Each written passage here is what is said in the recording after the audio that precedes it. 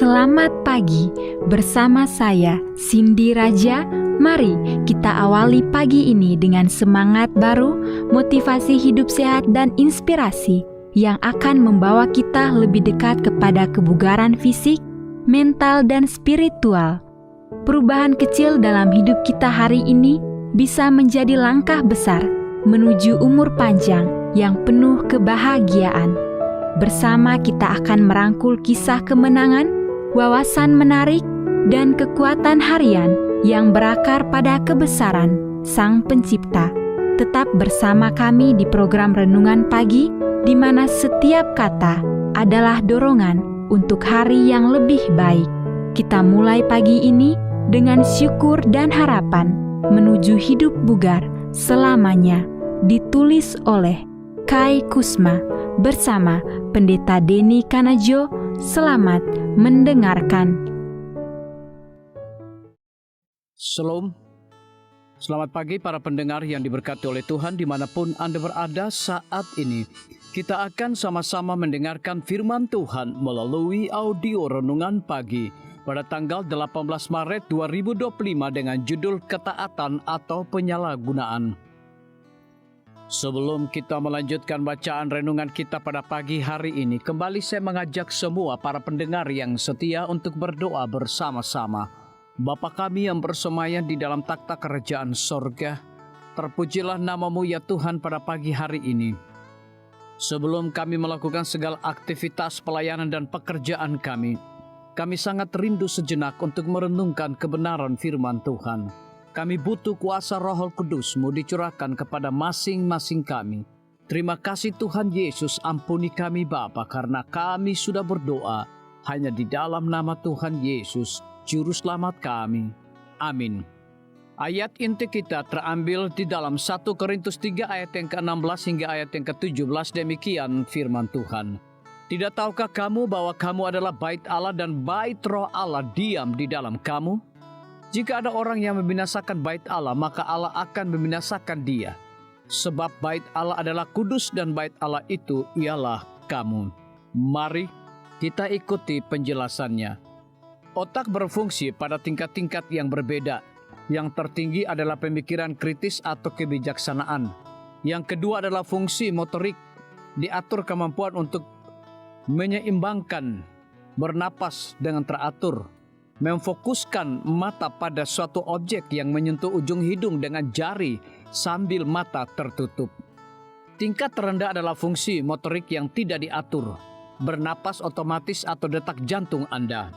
Jika seseorang yang menyalahgunakan tubuh dengan zat-zat berbahaya, kurang tidur atau makan berlebihan, level tertinggi didahulukan. Menyalahgunakannya dengan lebih keras dan level berikutnya berhenti bekerja. Ketika penyalahgunaannya semakin meningkat, maka otak kehilangan kemampuannya untuk menggerakkan otot-otot jantung atau paru-paru. Akibatnya adalah kematian. Salah satu zat merusak adalah alkohol. Jika kadar alkohol dalam darah mulai naik, pekerjaan otak yang paling sensitif dan halus terhenti. Saya sering bertanya, jika Anda adalah seorang pengamat yang tidak minum minuman keras di sebuah pesta, apa yang akan menjadi bukti pertama bahwa mereka yang meminumnya telah memiliki kandungan alkohol dalam darahnya? Jawaban yang paling umum adalah bicara tidak jelas, jalan tidak stabil, penglihatan ganda. Salah. Bukti pertama adalah hilangnya kebijaksanaan. Kesadaran luar biasa akan kapan harus berbicara atau tidak, mana yang pantas dan mana yang tidak. Kebijaksanaan adalah suatu hasil pemikiran lobos frontal. Itu adalah bagian otak di mana Roh Kudus berbicara kepada Anda. Itu adalah bait suci tempat Roh Tuhan berdiam. Kitab suci mengatakan bahwa Tuhan akan membinasakan siapapun yang menajiskan bait sucinya. Ini bukanlah ancaman kemarahan dari Tuhan yang haus kekuasaan, namun peringatan yang penuh kasih. Tuhan sedang berusaha menyelamatkan kita, dan satu-satunya cara Dia dapat mencapainya adalah dengan Roh Kudus-Nya tinggal di dalam kita, membentuk kita menjadi serupa dengan Kristus. Untuk mempertahankan kekuasaan kebijaksanaan, untuk membuat pilihan yang tepat, kita harus menjaga otak kita bebas dari penyalahgunaan apa saja. Untuk memberikan kepada Tuhan pelayanan yang sempurna, engkau harus memiliki konsep yang jelas tentang persyaratannya. Engkau harus bekerja agar saraf-saraf halus di otak tidak melemah, mati rasa, atau lumpuh, sehingga mustahil bagimu untuk membedakan hal-hal yang kudus dan untuk menghargai penebusan darah Kristus yang menyucikan sebagai harta yang tak ternilai. Disalin dari buku Testimonies for the Church, jilid 2 halaman 462. Tuhan, berilah saya kebijaksanaan dan pengendalian diri agar tidak menyalahgunakan bait-Mu dalam diri saya. Biarlah bacaan renungan kita saat ini akan menjadi berkat bagi kita semua. Kembali saya mengajak semua para pendengar yang setia untuk berdoa bersama-sama. Bapa kami yang bersemayam di dalam takhta kerajaan sorga, terima kasih Tuhan Yesus, oleh karena firman-Mu pada pagi hari ini memberikan berkat, kekuatan, sukacita rohani bagi pertumbuhan iman kami masing-masing.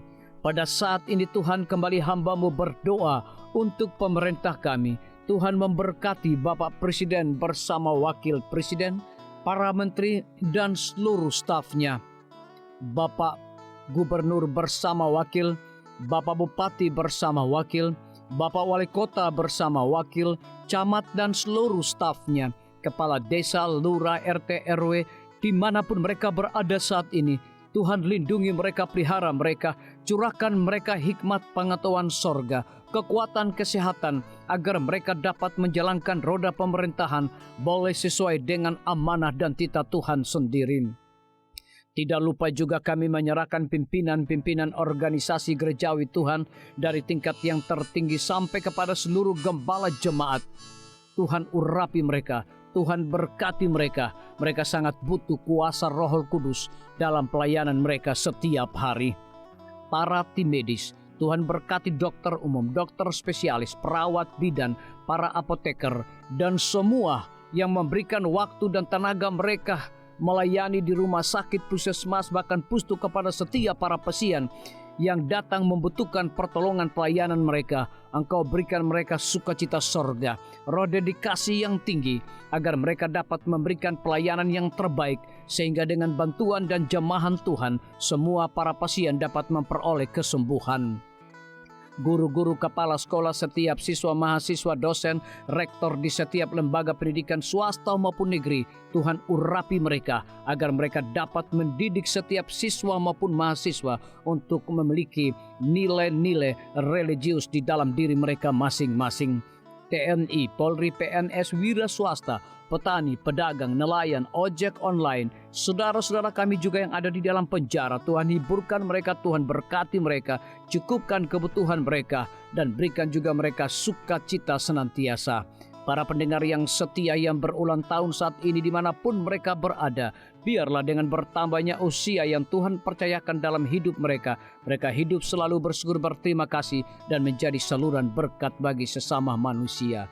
Yang berada di dalam kebimbangan ketidakpastian hidup, Tuhan juga berikan iman yang teguh kepada mereka. Terima kasih Tuhan Yesus, ampuni kami Bapa, karena kami sudah berdoa hanya di dalam nama Tuhan dan Juru Selamat kami. Amin. Demikian firman Tuhan yang telah kita dengarkan. Semoga hari ini menjadi berkat bagi kita semua. Sampai jumpa, Tuhan memberkati.